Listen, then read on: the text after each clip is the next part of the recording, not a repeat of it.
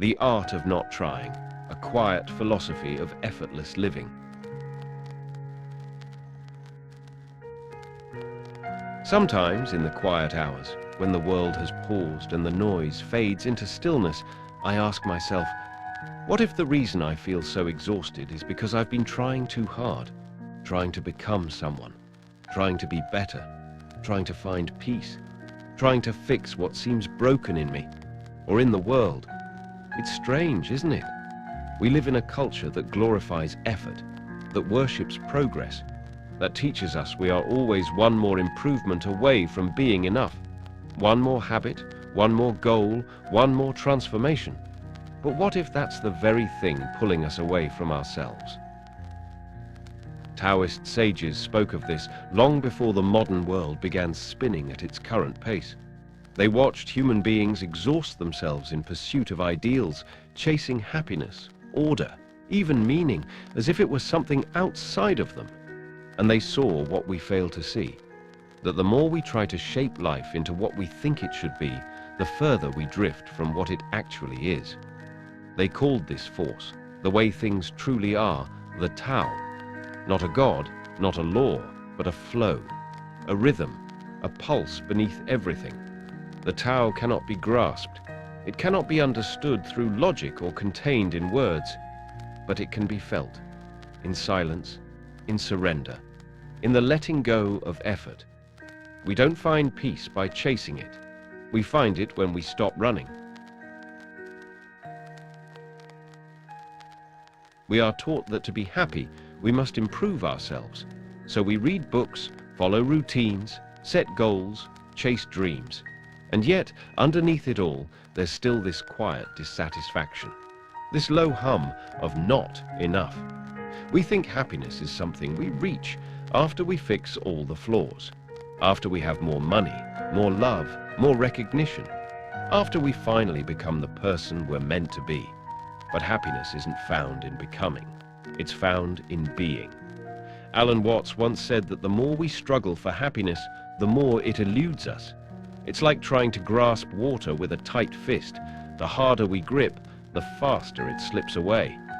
In the Zhuangzi, an ancient Taoist text, there's a parable about a man who wants to teach virtue to a tyrant. He wants to fix him, to correct his behavior, to save his kingdom. But the sage warns him, not just because the tyrant won't listen, but because the desire to fix others often comes from a place of superiority. And that place, of believing we know best, creates resistance, not change. Trying to help others by correcting them can be a subtle form of violence. It's an attempt to overwrite nature with our own values. And the Tao doesn't respond well to force. Sometimes the most loving thing we can do is step back, let things be, trust the unfolding. But the desire to fix isn't just directed outward. Often it turns inward, toward the self.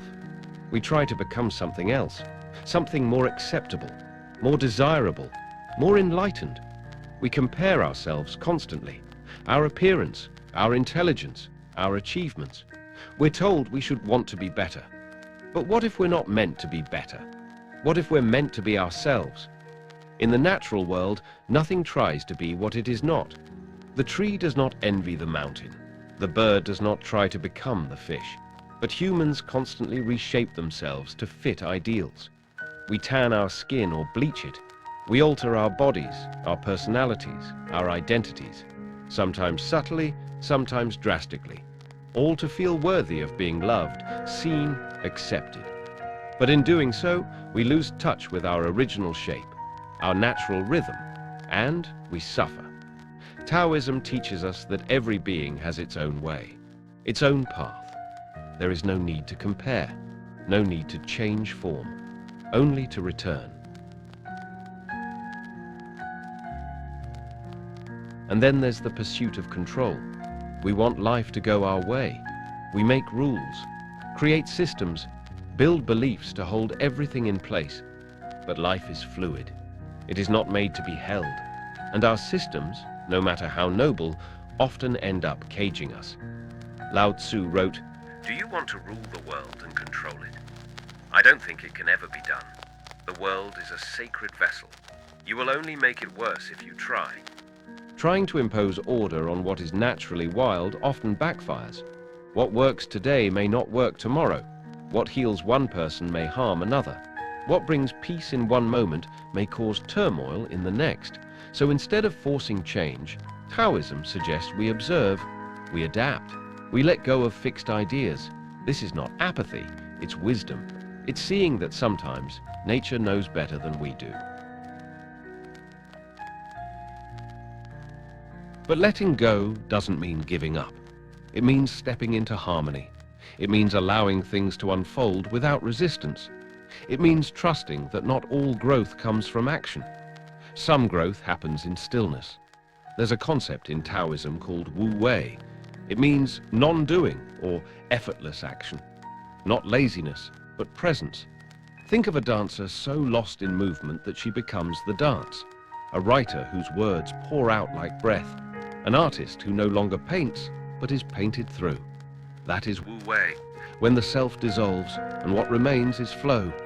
In this state, we stop pushing. We stop trying to control or improve. We act not from force, but from alignment. And when we do, life responds. Not with struggle, but with grace.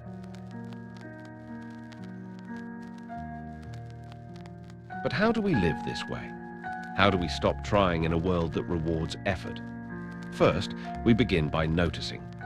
Notice when effort feels tight, when it drains you, when it comes from fear, not joy. Then soften. Ask, is this necessary? Am I acting from truth or from habit? Am I forcing or allowing?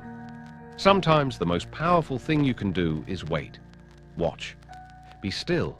Let the solution emerge. Let the path appear. Let the noise settle until the signal comes through. Let life move through you instead of you moving against it. We also unlearn. Taoist wisdom says, to gain the Tao, unlearn something every day. Let go of rigid beliefs. Let go of self-improvement as a religion. Let go of the idea that you must always be doing. And what will you find? Stillness, clarity, a deeper kind of joy. Not the excitement that comes from winning, but the quiet relief of no longer needing to. Not the pride of being better, but the peace of being whole. Not the rush of chasing something, but the rest that comes from being here. This is the art of not trying. Not inaction, but intelligent surrender. Not defeat, but alignment. In a world obsessed with becoming, the greatest rebellion is to follow the middle path, to trust the unfolding, to let go, not out of despair, but out of understanding that the current knows where it's going, and that you are already in the flow. There's nowhere else to be, so rest, breathe, be still, and let life do the living. Thanks for watching.